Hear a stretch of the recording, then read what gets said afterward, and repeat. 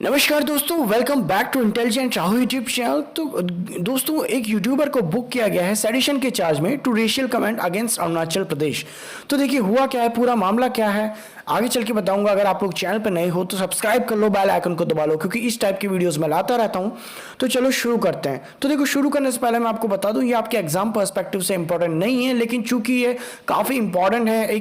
अगर आप एक यंग हो और आप एक टीनेजर भी हो, कोई फर्क नहीं पड़ता। अगर आप लोग सोशल मीडिया यूज़ करते हो और अगर सोशल मीडिया पे आप लोग कुछ भी लिख देते हो बिना किसी रिस्पॉन्सिबिलिटी के, या फिर कुछ भी बोल देते हो अगर आप लोग वीडियो पे या कुछ भी, वो चीज़ आपको कितना भारी पड़ सकती है वो आपको पता चलेगी आज के इस इंसिडेंट से, जहां पर एक यूट्यूबर जो कि सिर्फ 21 साल के हैं मैच, और उन पे अरुणाचल प्रदेश में जो पूरा स्टेट उनके खिलाफ आ चुका है। उन्होंने कुछ ऐसा कमेंट किया था और डेफिनेटली सारा मैटर मैं आपको समझाऊंगा। तो चलो शुरू करते हैं।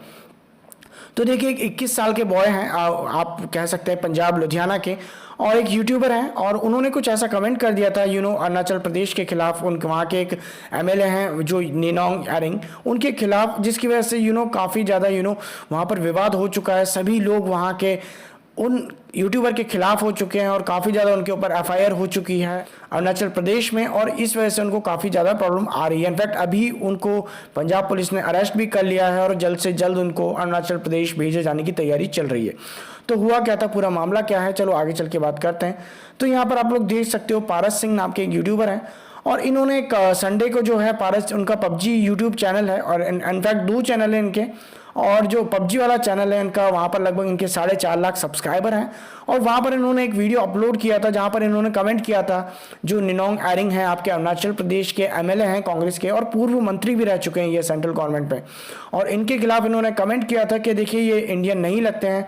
इनफैक्ट इन्होंने अरुणाचल प्रदेश को भी बता दिया था मैप दिखाते हुए कि पूरा जो पार्ट है ये चाइना का है, इंडिया जैसा नहीं लगता। देखो आप, मैं इनकी फोटो दिखाता हूँ आपको, ये आपको इंडिया के लग रहे हैं? सही सही बताना कमेंट करके। मेरी वीडियो जितने भी बंदे देख रहे हैं, आप मेरे को बताना ये मुझे तो नहीं लग रहा कि भाई ये इंडिया के हैं। बाकी उसके बाद इनकी बैनर वाली फोटो भी देख लेते हैं हम, इसमें भी मुझे एक भी इंडियन नहीं लग रहा।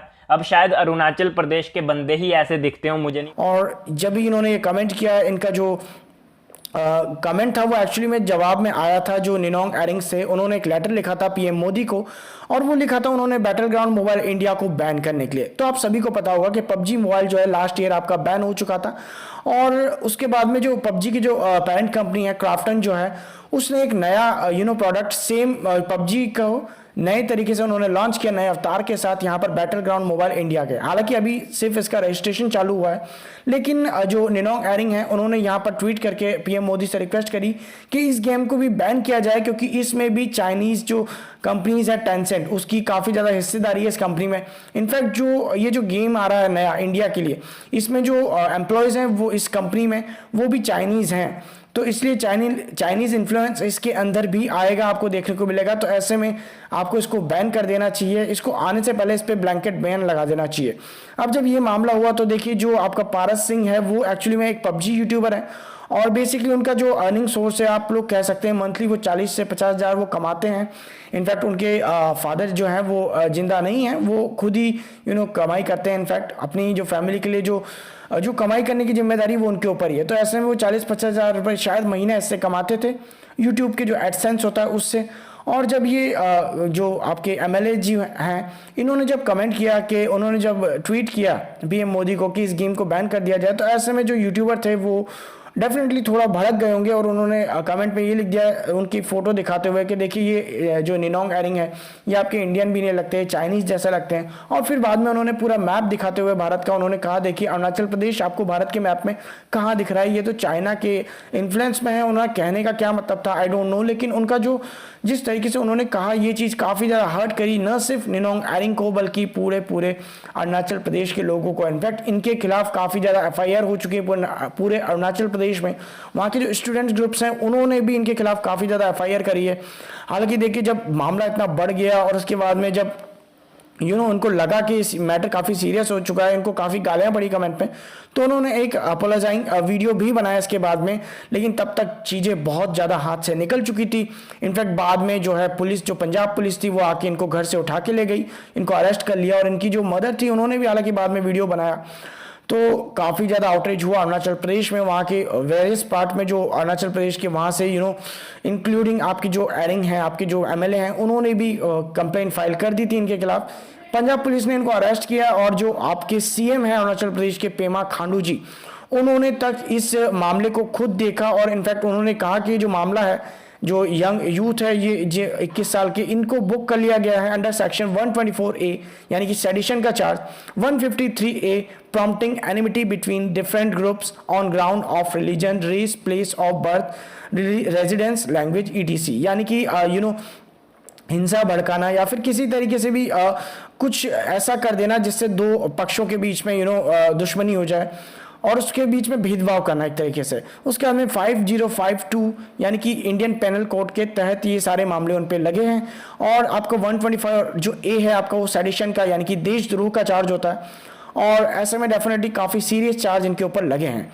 अब देखिए यहाँ पर आप लोग देख सकते हैं, इसके बाद में जो अरुणाचल प्रदेश के आपके मुख्यमंत्री, सॉरी अरुणाचल प्रदेश से ही आते हैं आपके सांसद जो कि किरण रिजिजू जी हैं, फिलहाल में आपके जो हैं खेल मंत्री भी हैं ये।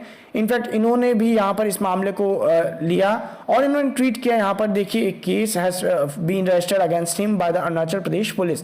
इनफैक्ट इन्होंने खुद भी कहा कि देखिए पंजाब पुलिस के जो कमिश्नर है उनसे मेरी बात हो चुकी है और अरुणाचल प्रदेश की जो पुलिस टीम है वो वहाँ पहुँच जाएगी और इनफैक्ट अभी तक तो पहुँच के इन्होंने कस्टडी ले भी ली होगी उस जो यूट्यूबर हैं उनकी, और डेफिनेटली काफ़ी बुरे फंस चुके हैं वो यहाँ पर, और बहुत बहुत ज़्यादा बुरे फंस चुके हैं इनफैक्ट। और अब यहाँ पर आप देख सकते हो लगभग पूरा स्टेट उनके खिलाफ आ चुका है, सेडिशन के चार्जेस लग चुके हैं उनके ऊपर, तो ये चीज़ काफ़ी ज़्यादा ख़राब है।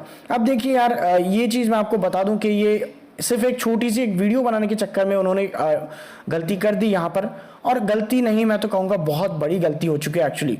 हालांकि उनको नहीं पता होगा कि इसके क्या रिजल्ट्स आ सकते हैं, उन्हें डेफिनेटली, मुझे नहीं पता उन्होंने किस पर्सपेक्टिव में बोला। हालांकि वो कह रहे थे कि मैंने इस पर्सपेक्टिव से नहीं बोला था कि मैं किसी की इंसल्ट करना चाहता था, मैं सिर्फ एक बोलने के लिए बोल दिया था। इनफैक्ट देखिए, मैं एक चीज़ बता दूं आपको कि डेफिनेटली कुछ चीज़ें ऐसी होती हैं जो हमारी समझ से परे होती है, लेकिन जब भी हम लोग सोशल मीडिया यूज़ करते हैं तो हमारी काफ़ी ज़्यादा रिस्पॉन्सिबिलिटी होती है इस चीज़ को लेके।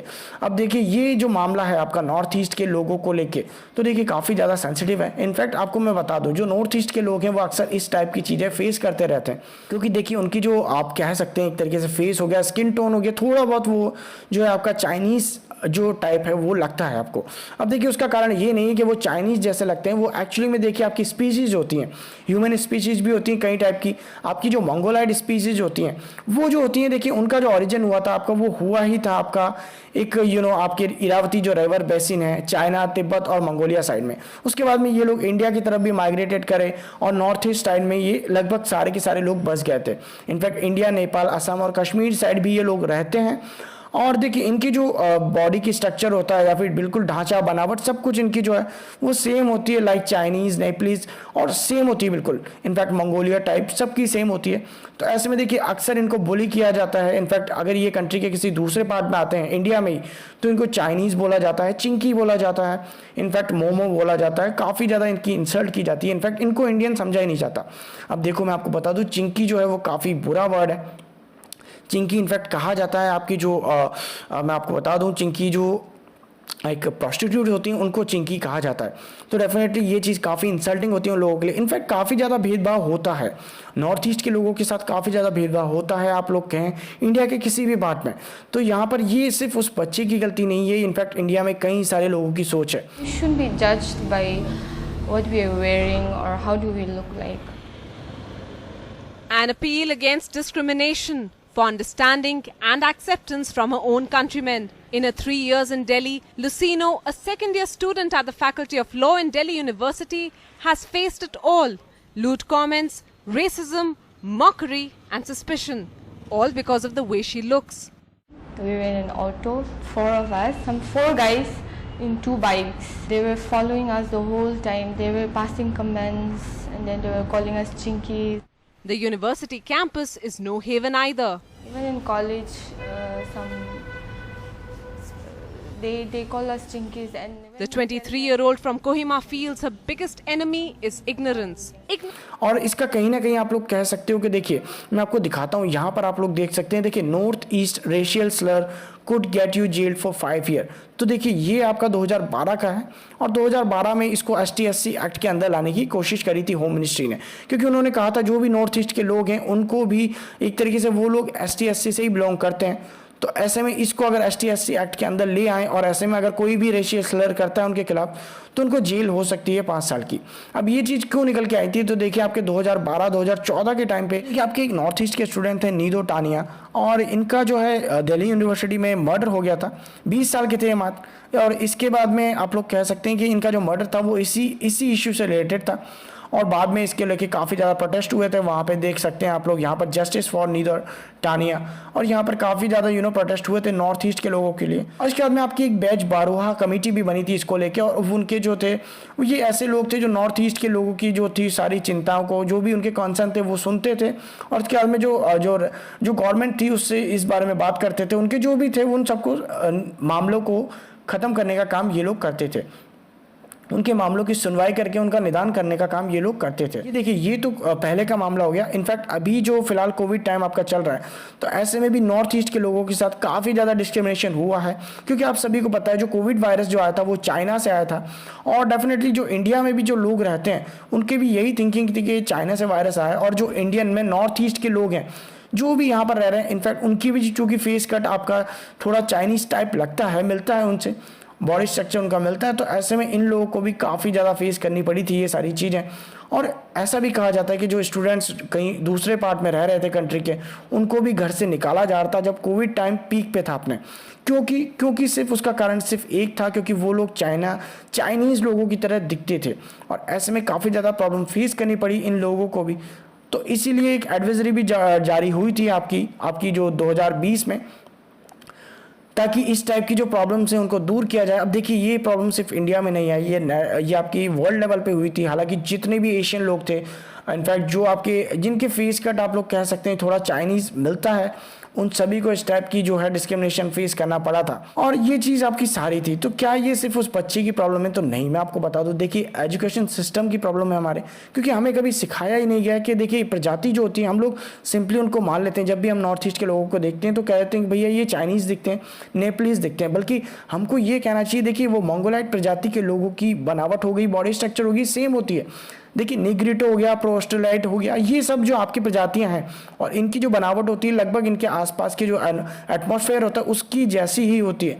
तो ऐसे में अगर हम अपनी ही कंट्री के लोगों को विदेशी बताने लग जाएंगे, डेफिनेटली अगर किसी इंडियन को आप कहेंगे कि आप चाइनीज़ हो या फिर आप नेपालीज़ हो, तो वो उनको भी अच्छा नहीं लगेगा। तो इसीलिए हमको सिर्फ उस यूट्यूबर को बोलने से कुछ नहीं होगा, ये थिंकिंग हम सभी की, हम सभी को उसको चेंज करना पड़ेगा। और हाँ, देखते हैं यूट्यूबर को आगे चल के क्या होता है। और आप लोगों को भी मैं कहूँगा कि जब भी आप सोशल मीडिया यूज़ करते हैं पूरी रिस्पॉन्सिबिलिटी के साथ करें, क्योंकि ये चीज़ बहुत बहुत ख़तरनाक हो सकती है। ये दो धारी तलवार है, और कब आपका फ्यूचर बर्बाद करते हैं आपको पता नहीं है।